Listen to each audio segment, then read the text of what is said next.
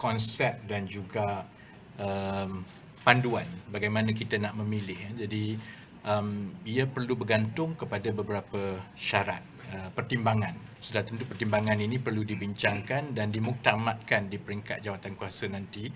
Pertimbangan-pertimbangan itu termasuklah contohnya sektor yang berkemampuan untuk melonjakkan gaji dengan menyertai model ini. Sebab kita ada banyak sektor. Kalau sektor itu contohnya memang dari jurang gaji dia itu terlalu besar.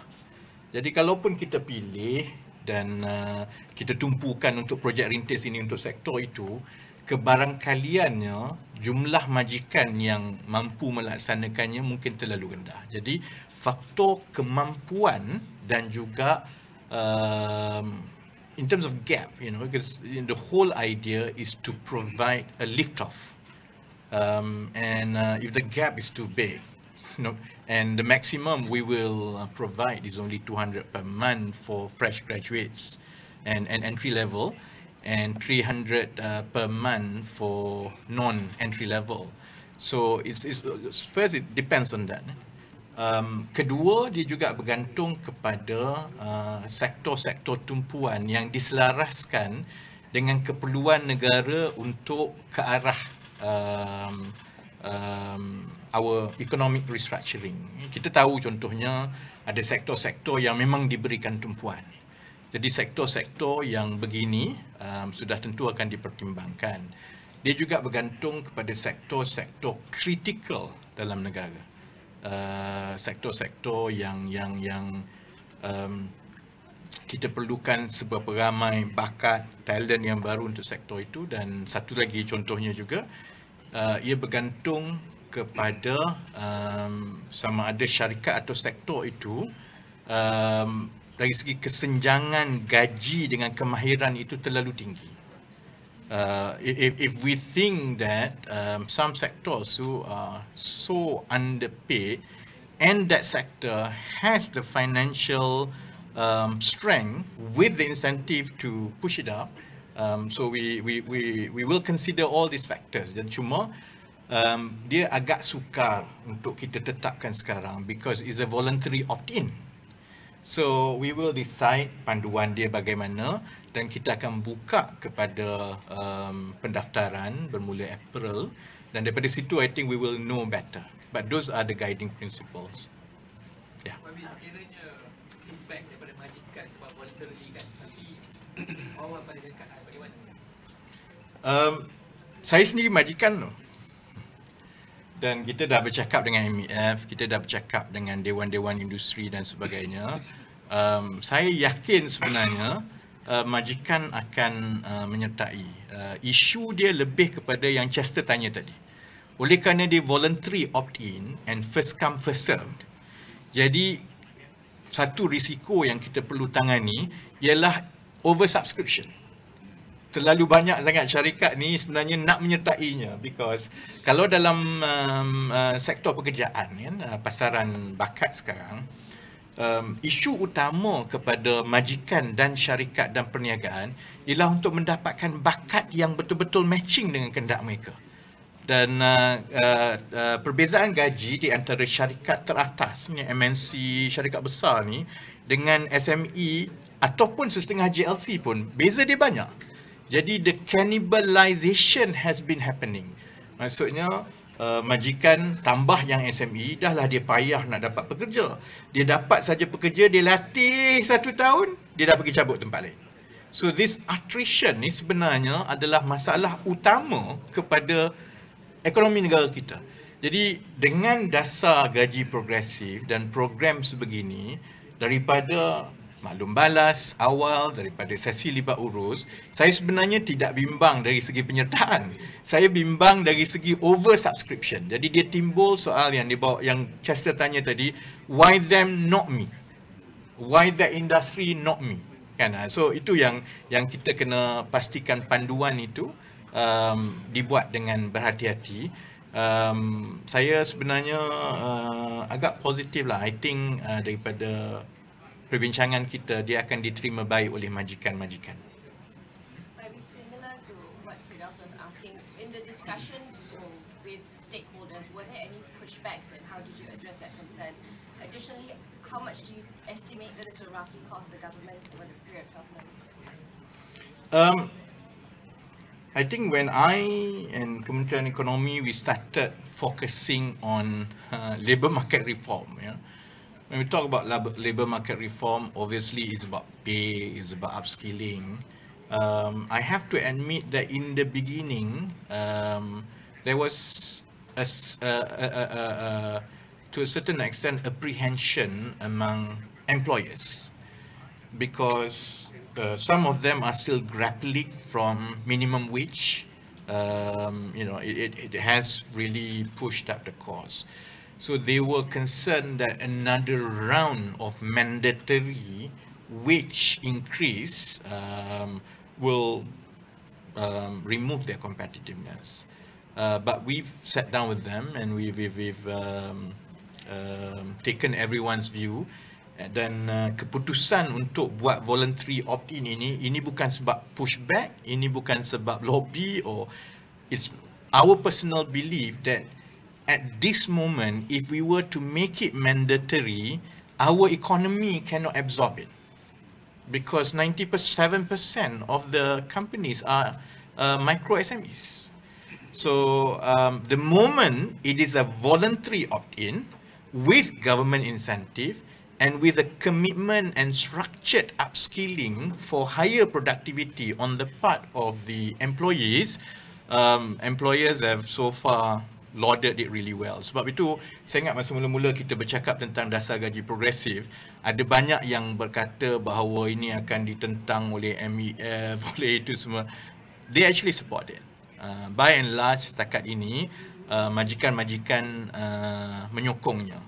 The burden is for us to make sure what we plan and the design, when it's implemented, it's really having an impact. And to make sure that for every RM1 that government allocates, this really improves the structure of our labor market, the pay structure, and most importantly, the skilled talent in the economy. If anything, that is my fear more than what all the stakeholders are talking right now. How much you think? How much is actually in kertas putih. We've put in simulations. Sebab itu the concept is that it really depends on how much government set aside every year. So that's why we will go through the dry run first for the first 1,000 companies, because it's not just about allocation. It's not even about the concept, it's about the teething operational problem once you implement. Because you're talking about tracking and making sure those who are in the scheme on the part of the employees actually went through the upskilling. So we have to make sure that all the upskilling and the right trainings are in place, and then we also want to make sure that the employers conform to the syarat. So I think once we go through that dry run until September 2024, and by then I think we will have a much better view about how much savings daripada all the rationalization and fiscal consolidation. We would be in a better position to decide how much.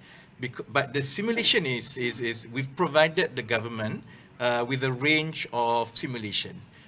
If we allocate 2 billion a year, it will cover 1.05 million. And the increase in GDP at what? Increase in taxpayers, berapa banyak.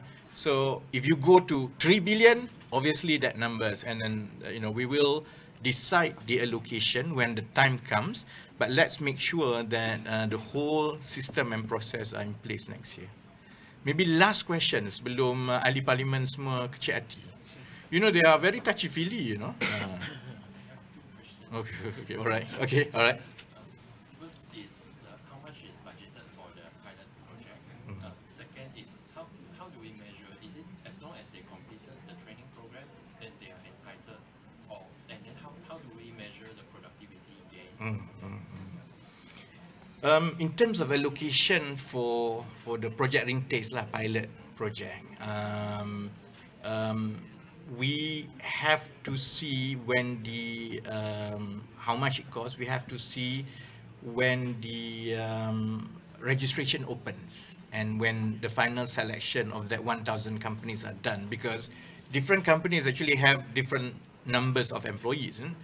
But on the back of the envelope calculation, so if you take 1,000 companies, and because these are, small and medium, so on average, if you take that one company is 50 employees, and you are looking at 200 ringgit per month for 1 year, 2004, you do all that maths, for 2024, it will cost about 20 to 30 million. And that allocation is already being set aside in Kementerian Ekonomi. So it will not cost us more than 30 million allocation. That's why I think it's very doable, and we want to do that first to see the feedback, and especially to resolve if there are any teething problems. See, that is the second question about, how do we make sure, how does it work exactly? There are two components to it, right? First is on the salary. So salary, if a company qualifies for it because it meets all the requirement, and it increases the pay scale for entry level and non-entry level, so they will submit claims. The Jawatankuasa akan decide whether is it going to be disbursed back on quarterly basis or 6 monthly basis. So, they pay, and then every 3 months they claim, and they will get their reimbursements. That helps their cash flow. Likewise, for annual increment, after a year, they will submit their payroll, and then claim, and then the agencies, and then, we have all the agencies working and connected, will be able to verify that they did actually pay. The annual pay rise, annual increment basically meets the syarat-syarat yang ditetapkan dalam panduan. So that's on the part of the employers. On the part of the employee, once they are into the program, personally they are also accountable for it, because for them to get this, say you are a fresh graduate, for them to get the 200 ringgit, and because of that your salary goes up by 200 ringgit or 300 ringgit, anything above that, maximum is 200 ringgit claim, they will have to go through certain training that the Jawatankuasa will decide and will impose for this particular sector at this level. We have to see what upskilling that is required, and that's where Kementerian Ekonomi and KSM really have to see at the big picture. How do we plan for their upskilling? They have to go through that. At the end of the year, all the records have to be completed. If they do not abide to their upskilling, then they are dropped out from the scheme. So they won't, and once you are out of the scheme as a person, obviously your employer said, sorry, you are not part of this scheme, and therefore your salary is like that, not like this. That's why we have to do the pilot test, because if you in the best interest of the company that productivity goes up, is also in the best interest of government to validate and satisfy ourselves that this program with this kind of allocation actually does yield better productivity.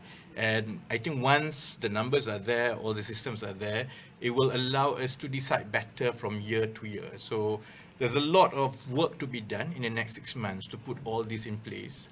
But I think you roughly get the idea how it will happen. Yeah. Sorry, just to confirm, will foreign talents be No, it's only Malaysian. No foreign talents, no MNCs, no big companies.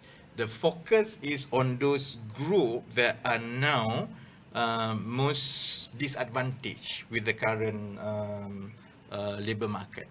and that is usually in between 1,500 to 5,000 ringgit, SMEs, and they are either entry-level graduate or non-graduate or semi-skilled. Okay, thank you very much. Razi Jidin dah bercakap. Nanti dia kecil hati.